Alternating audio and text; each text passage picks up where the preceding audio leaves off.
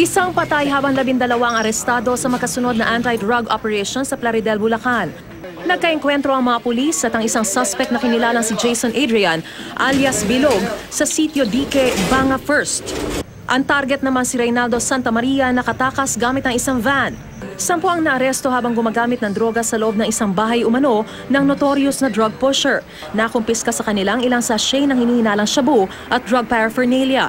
Ang 2 namang naaresto sa Barangay San Jose, pawang mga nasa watchlist na raw ng pulisya.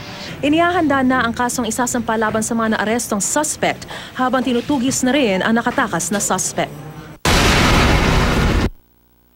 Timbog sa isang checkpoint ng pulisya sa Badoc, Ilocos Norte ay isang hinihinalang tulak ng droga na umano'y miyembro rin ng Gun for Hire Syndicate. Kinilala ang suspect na si Ezekiel Icalia, 27 taong gulang.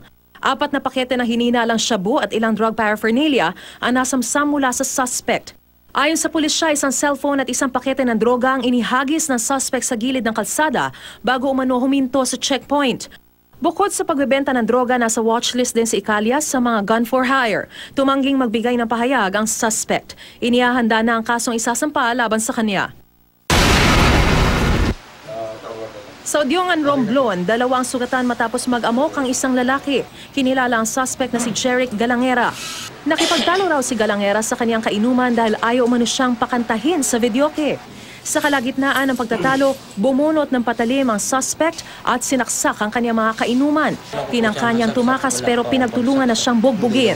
Nahuli rin si Galangera pero itinanggi niya ang pananaksak. Naharap si Galangera sa 2 kaso ng frustrated murder. Mariz Umali, GMA News.